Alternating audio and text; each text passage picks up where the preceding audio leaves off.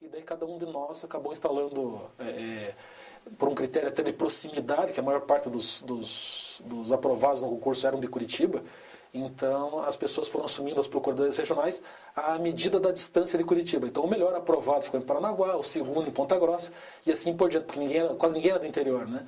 Então eu acabei indo para Campo Mourão, assumi lá em 88, só fui assumir em Campo Mourão porque havia a família da mulher do Pedro Bispo, que hoje também é procurador do Estado, na época ele não era, mas eu tinha uma família conhecida, então foi o único referencial que eu tive para escolher a cidade, nenhum outro referencial. Gostei da cidade, criei amizades por lá, principalmente com os funcionários da Receita, que até hoje têm amizade comigo, alguns deles até já aposentados, né? Mas num processo que a escolha foi totalmente aleatória. Então dá para saber que eu não fui muito bem colocado, porque eu fiquei a 500 km de Curitiba, né? E daí você ficou lá quanto tempo em Campo Mourão? Campo Mourão eu fiquei exatamente 1 ano e 1 dia.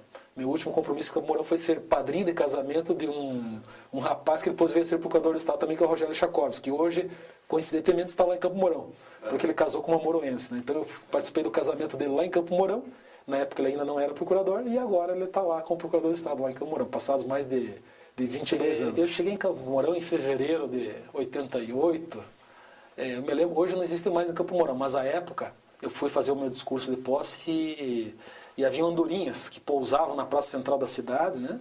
Então às 5 da manhã, a hora que eu fui fazer o meu discurso de posse na sacada lá do apartamento, as andorinhas chegavam na cidade e à noite elas saíam. Era um negócio muito bonito. Hoje parece que elas estão em alguma outra cidade do interior, não estão mais lá em Campo Mourão, né? E à noite o pessoal tinha que limpar, o pessoal da prefeitura limpava a praça central para ficar um horror, aquele negócio do cocôzinho dos pássaros, né?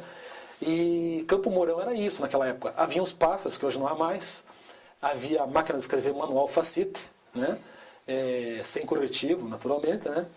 Nós tínhamos que peticionar, por exemplo, como a gente faz até hoje na Procuradoria Fiscal, 60, 70 petições dias, 60 a 70 petições por dia, mas da seguinte forma: na máquina de escrever manual, você tendo que elaborar as petições e ao mesmo tempo você, sem motorista, você tinha que pedir licença para o delegado da Receita para poder utilizar um carro.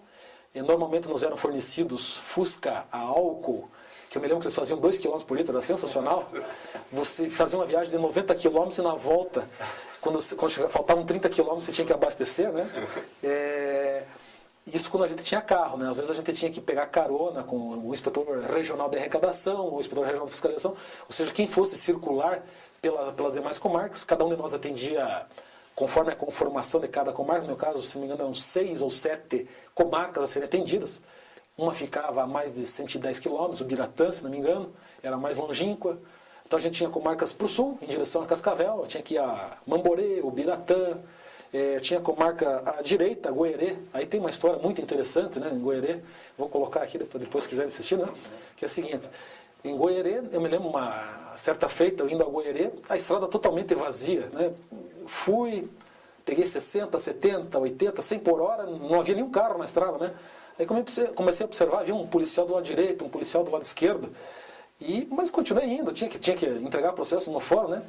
Quando eu cheguei na cidade, eu vi que tinha um batedor da polícia na frente, outro batedor atrás, e estavam me levando em direção ao Banco do Brasil. Não entendi muito bem, a hora que fui parado, eles falaram: o senhor é um negociador? Falando: não, eu sou procurador do Estado, eu estou vindo aqui para protocolar uma petição. Aí eles falaram: não, a cidade inteira está fechada.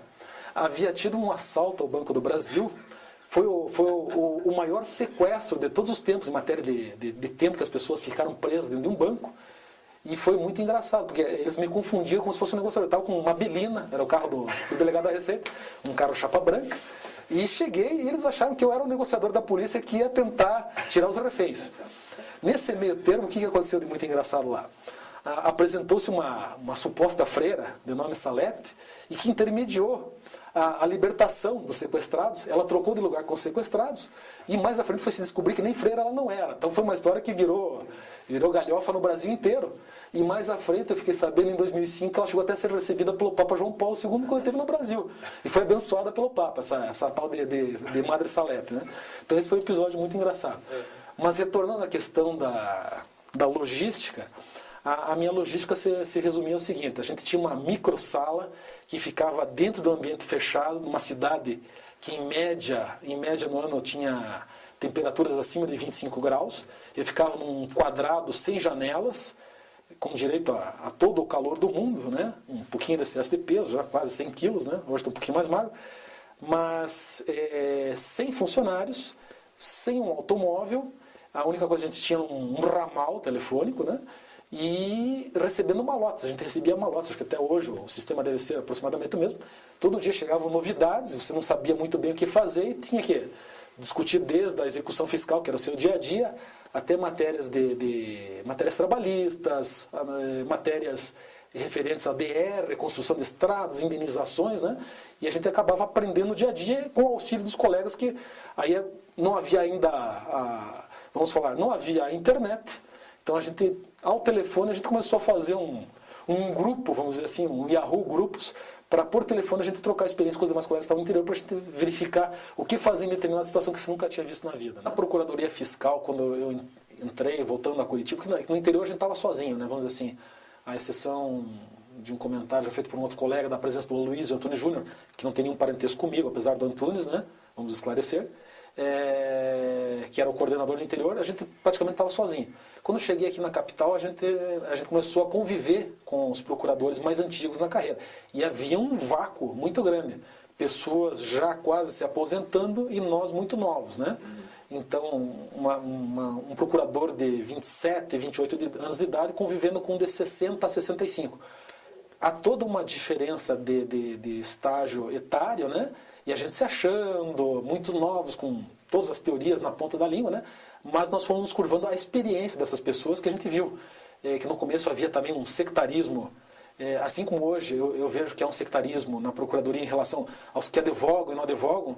Naquela época havia um sectarismo em relação aos que eram não concursados e os novinhos que eram os concursados.